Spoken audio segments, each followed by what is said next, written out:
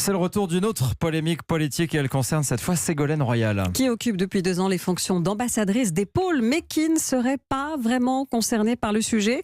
Il y a quelques semaines, elle avait déjà été mise en cause pour son manque d'assiduité. Elle a séché toutes les réunions officielles du Conseil de l'Arctique. Et ça passe mal, d'autant que Ségolène Royal est assez présente par ailleurs quand il s'agit de s'exprimer sur la situation politique de la France. Du coup, 2 députés de l'UDI et de La République En Marche, dans le cadre de leur mission sur les pôles, ont décidé de lui demander des comptes. Ils vont la convoquer à l'Assemblée nationale pour une séance d'explication. On en parle ce soir, c'est notre coup de fil du journal de 18h. Bonsoir Jean-Christophe Lagarde.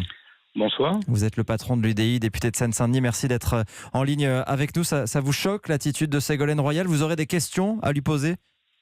Mais on a évidemment des questions à lui poser. Vos confrères de Radio France ont indiqué qu'elle n'était jamais présente là où elle est censée représenter la France. Elle est ambassadrice, donc représentante de la France. Et si les Français ne savent pas l'importance que ça a, les pôles, le pôle sud, le pôle nord, sont des enjeux énormes. Énormes pour l'environnement et énormes pour l'économie. On peut produire là-bas des énergies renouvelables qui viennent remplacer les énergies carbonées tout en respectant l'environnement. Aujourd'hui, la plus grande société chinoise qui s'intéresse à ça est en train de vouloir marquer des points.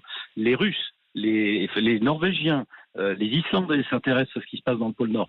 Il y a donc besoin que la France soit représentée. On nous dit qu'elle n'y est pas. Alors si elle n'y est pas, elle doit venir devant la représentation nationale, expliquer son activité, ce qu'elle fait. On a mis 3 fonctionnaires à sa disposition pour pouvoir travailler sur ces sujets.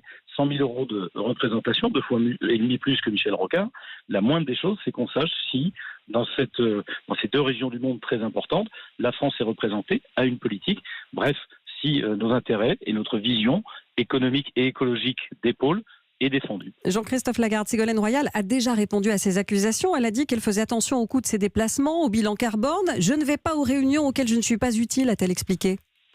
Oui, si elle n'est pas utile dans les réunions, peut-être faut-il ne pas être ambassadrice. Vous imaginez l'ambassadeur de France à l'ONU, dire je n'y vais pas parce que je n'y suis pas utile.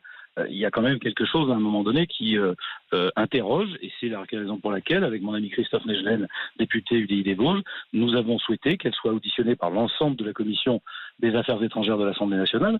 Elle a été nommée par le président de la République, elle exerce des responsabilités sous le contrôle de l'Assemblée nationale. Nous entendons exercer ce contrôle, c'est bien légitime. Que peut faire, au-delà de poser ces questions, que peuvent faire les députés?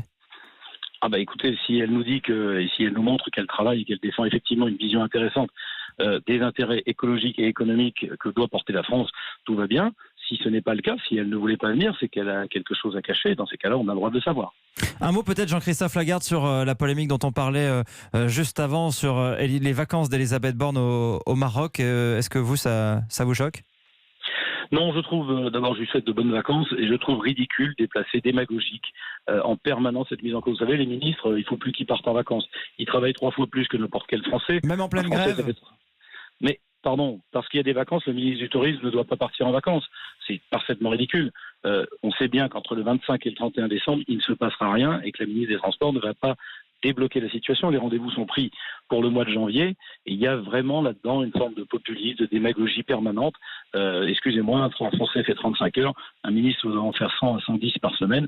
Je préfère un ministre reposé qui soit capable de bosser dès la rentrée qu'un ministre qui ferait semblant et qui ne prendrait pas de vacances. Eh bien, merci beaucoup Jean-Christophe Lagarde, président de l'UDI, d'avoir été en ligne avec nous ce soir sur Europe 1.